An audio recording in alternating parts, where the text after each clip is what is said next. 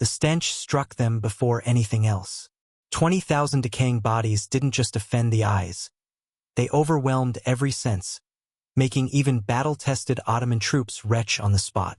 When Sultan Mehmed II, the conqueror of Constantinople itself, approached the Wallachian capital, he expected a city bracing for siege. What he encountered instead would scar his memory forever. A forest stood before him, but not one of trees. It was a grim sea of people, driven onto stakes, their corpses in different stages of rotting, some still convulsing after days of torment. At the very center, raised on the tallest spike and dressed in full ceremonial garb, hung Hamza Pasha, Mehmed's own general. In the next few moments, you're going to face the darkest truth behind the real Dracula. This was evidence that medieval writers tried to bury, about a ruler so vicious, so grotesquely inventive, that hardened warriors turned and ran at the sight of his handiwork. And what makes it worse is this. It wasn't legend. It wasn't fantasy. This was a man of flesh and blood, who learned the human body could linger on a stake for 3 days straight if handled carefully. Soon you'll see how he mastered this horrific craft, and how years of captivity forged the most terrifying sovereign Europe had ever known. Winter of 1431, in Sigishore, Transylvania. Inside a stone house marked with a dragon, a woman cried out in labor.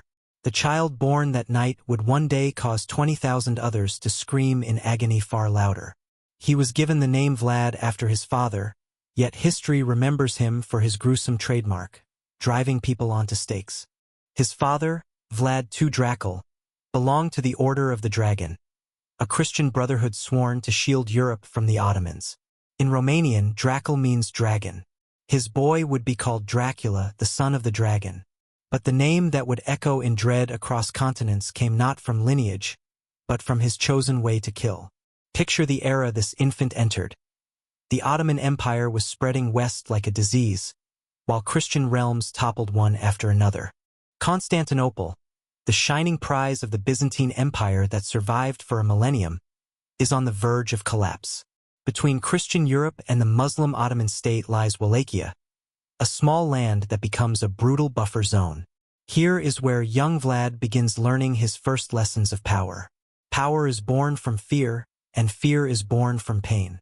But to grasp how a young prince turned into a monster, we must reveal the instant when his childhood was shattered. And beware, what happened to this boy of 11 inside an Ottoman fortress explains all that would follow. Sultan Murad II calls Vlad Dracul to a diplomatic audience. It is a snare, yet Dracul cannot refuse. He arrives with his 2 youngest sons, the 11-year-old Vlad and 7-year-old Radu. As soon as they step into Ottoman lands, they are seized.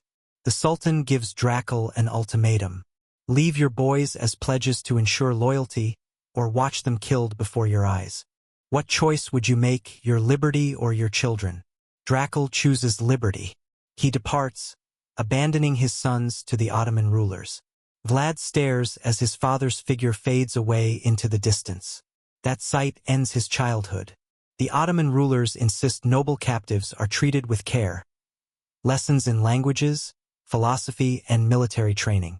For Radu, the handsome younger brother of Vlad, this proves real.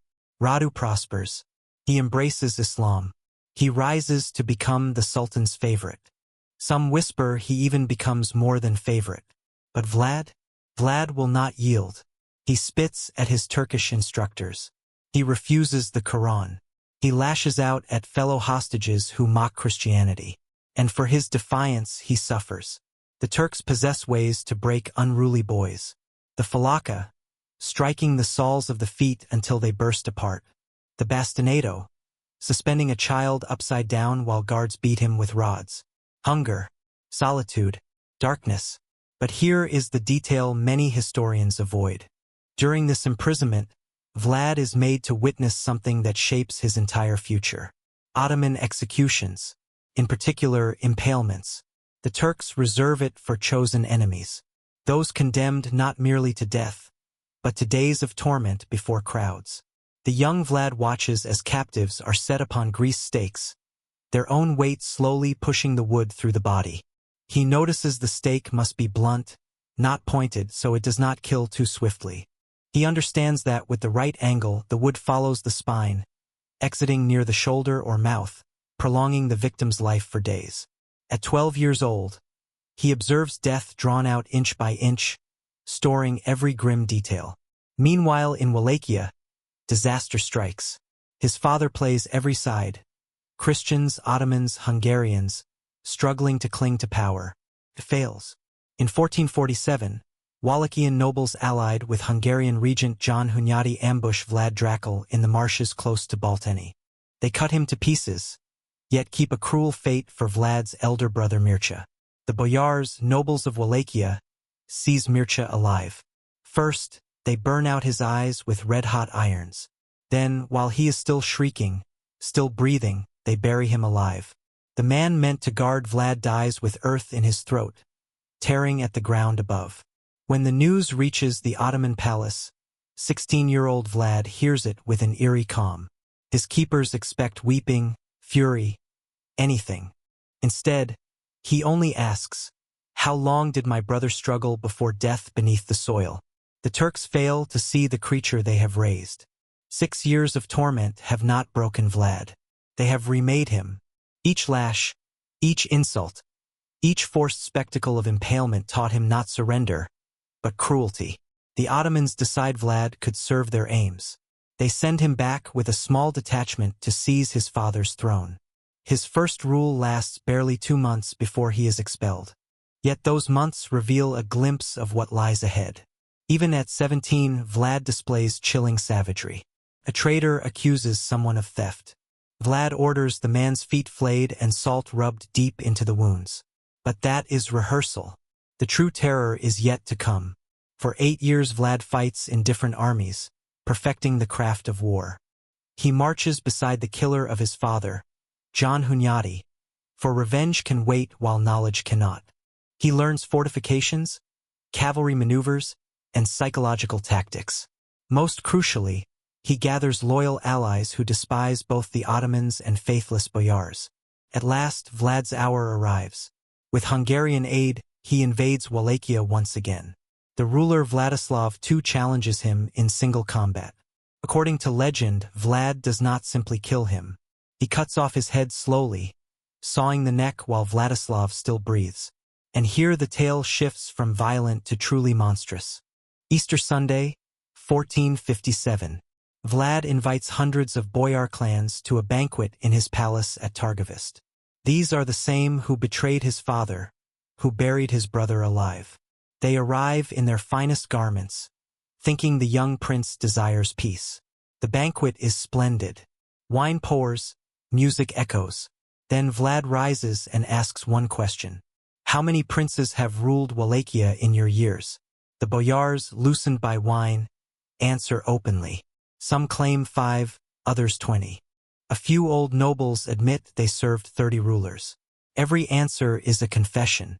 They endured by changing loyalty, betraying every prince when it suited them.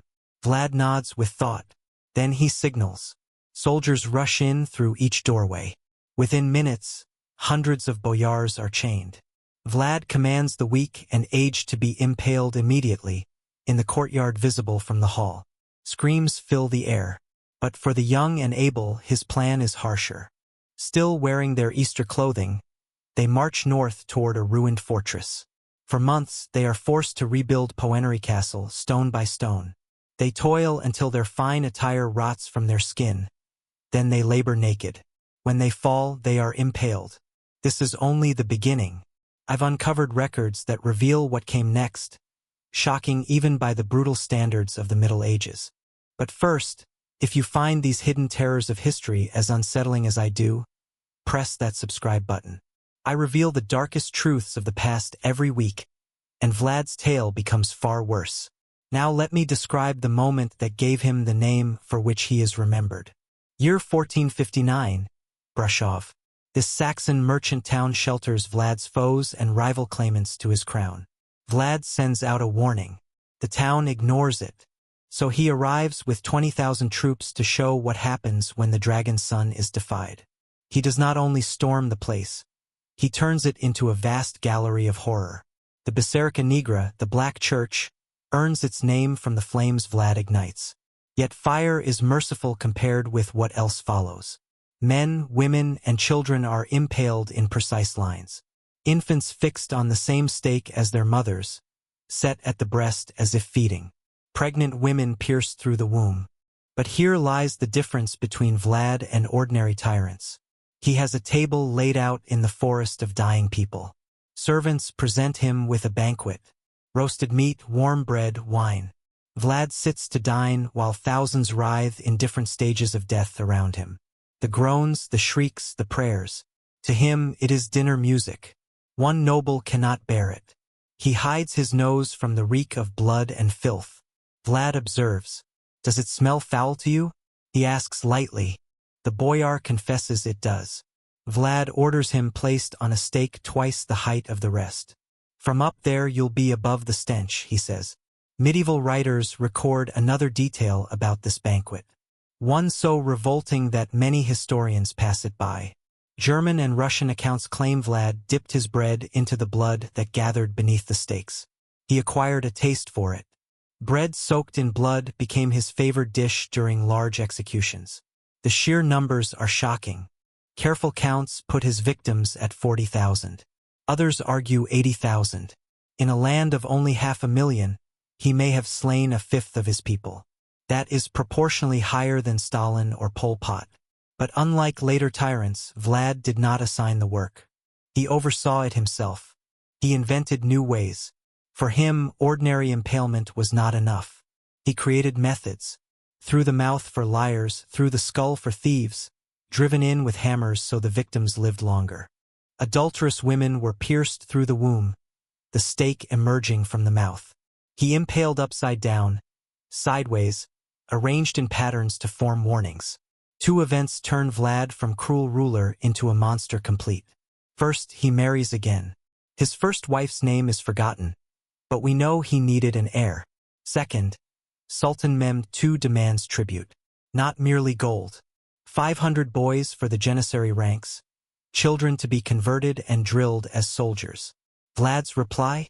He sends a message to the Sultan. "Come and take them yourself." When Ottoman messengers arrive to receive the tribute, they refuse to remove their turbans before Vlad, claiming religious custom. Vlad praises them for their faith. Then he has their turbans nailed into their skulls with 3-inch iron nails. They are sent back to Constantinople still breathing, still wearing the sacred headgear, now fixed forever. The Sultan dispatches an army under Hamza Pasha. Vlad strikes them in a night ambush, seizing thousands. Every prisoner is placed on stakes, but for Hamza Pasha, Vlad reserves a special fate. The commander is first castrated, his organs shoved into his mouth. Then he is impaled on a stake covered with gold. For even in torment, rank must be honored. This brings us to the year 1462 and the moment that fixed Vlad's fame forever. Sultan Mehmed II, called the Conqueror after capturing Constantinople, leads an army of 150,000 into Wallachia himself. Some accounts claim 300,000. Vlad commands barely 30,000. With old men and boys among them, he cannot fight in open battle. So he refuses direct clash. As the Ottoman host moves forward, they meet only devastation. Vlad has burned every crop, poisoned each well, emptied every settlement. The Turks march through ruins and silence. But this is not the worst. Vlad sends sick prostitutes into the enemy camps. Men carrying plague slip into their numbers. The proud Ottoman army begins dying before any combat begins. June 17, 1462. The night attack. With a small band of elite cavalry, Vlad slips into the Ottoman camp beneath the cover of night. His aim? Kill Mehmed in his tent and end the invasion with one strike. Vlad rides at the front, cutting down guards, searching for the Sultan's pavilion. But in the confusion and darkness, they strike the wrong tent. Instead of Mehmed, they come upon the Grand Vizier. The attempt fails. Vlad and his soldiers barely escape as the whole Ottoman camp stirs to arms. By morning, Mehmed marches forward toward Targovist, Vlad's stronghold. The gates stand open. No warriors on the towers. The Sultan grows suspicious. He moves with care. Then the sight appears. Wait, before I describe one of the most dreadful scenes in military history, you must grasp its size. For miles around the city, covering 7 acres, rose wooden stakes, 20,000 of them, and upon each stake a person in some stage of dying or rotting. Men, women, children, Turks seized in earlier fights, Bulgarian Muslims who aided the Ottomans, Wallachian nobles who betrayed. Some had been dead for weeks, bodies black with decay, crows tearing at the exposed flesh. Others, impaled only recently, still twitch faintly, still groan. The design is intentional. The stakes form concentric rings, a grotesque garden. The tallest in the center carry the highest-ranked captives. Hamza Pasha's gilded stake shines there, his corpse long gone but clad in ceremonial armor. The stench drives veteran soldiers to vomit. The sight drives them to tears. These are warriors who stormed cities, who watched Constantinople itself collapse. But this is beyond any battle. This is insanity turned to shape. The Sultan, Mehmed the Conqueror, who crushed the Byzantine Empire after 1,000 years, gazes on this forest of corpses and says words that history preserves. I cannot seize the land of one who does such deeds. What can stand against such a devil? He pulls his host back. The man who had never withdrawn withdraws. But here lies the most chilling truth. Vlad views this as his grand creation. As Mehmed retreats, Vlad strolls among the stakes like an artist through his gallery. He shifts bodies that have fallen. He observes which angles of impalement keep victims alive the longest. This is not only psychological warfare, it is enjoyment. One seized Turkish account, often left out of softened histories, states that Vlad would go to the impalement grounds at night, alone. He would sit beside the dying and hear their groans as though they were music. He would touch the stakes to feel the trembling of bodies still struggling. He would drink wine and raise a toast to the dying. This is the true Vlad. Not a defender of Christianity, not a strict but necessary ruler, but a man who took delight in stretching human pain to its farthest point. The Ottomans depart, but they leave behind Vlad's brother Radu with soldiers. Remember handsome Radu, the one who prospered while captive among the Ottomans? He gives the Wallachians a choice. Follow him and live quietly, or stand with the mad impaler. The choice is simple. Vlad's own nobles desert him. His troops vanish. By August 1462 he flees to Hungary, appealing to King Matthias Corvinus. But Matthias has already spoken with the Ottomans. When Vlad arrives, he is seized and locked away. For 12 years he decays in a Hungarian prison, yet even there his sickness shows. Guards report finding dead rats set on splinters inside his cell, small birds pierced upon sharpened quills. He arranges tiny impalement fields with insects pinned to wood. When asked why, he answers he does not want to lose the practice. Think of that. 12 years inside a cell, and his main concern is keeping his skill at tormenting creatures. The guards are so disturbed they bring him nothing that could be sharpened. Politics shift again. Hungary seeks allies against the Ottomans. Vlad is freed, even given a Hungarian noblewoman for a wife. He converts to Catholicism, a political step, and gains soldiers to retake Wallachia. His third rule begins in 1476. He is older now, in his 40s, but his cruelty has not lessened. If anything, prison years have brewed it into something worse. The impalements return at once, but this time he adds mental torture. He compels families to watch one another die on stakes, starting with children, then mothers, then fathers. He invents a style of impalement that keeps people alive for nearly a week. One tale from this era is so revolting that even chroniclers of the time were reluctant to write it. A group of Turkish captives are placed before Vlad. He orders them set on stakes in a deliberate design.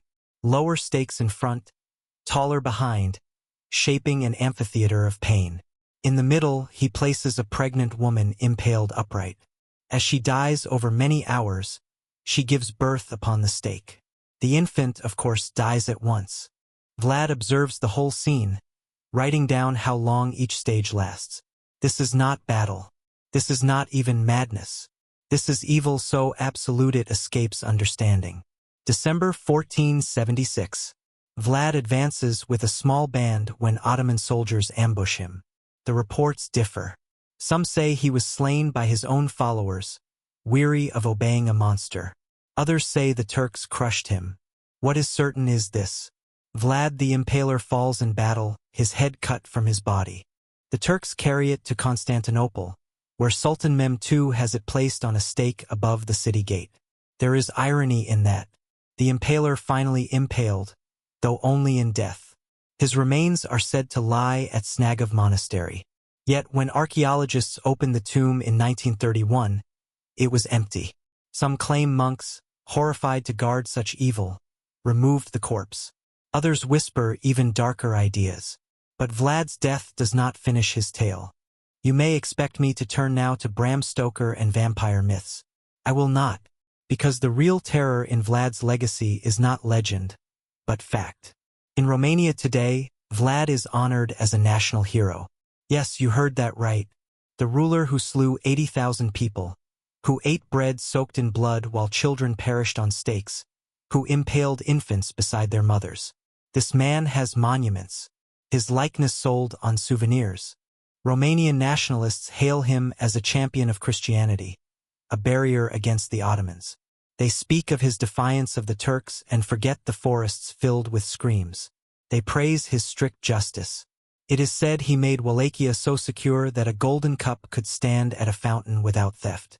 They do not mention that safety came from terror so complete that people feared to breathe wrongly. This is the real horror. Not that monsters walk the earth, but that we choose to glorify them. That we invent reasons to excuse the inexcusable simply because the monster fought on our side. Vlad did not impale 20,000 Turks in defense of Christianity. He impaled them because he enjoyed it. He impaled Christians as well.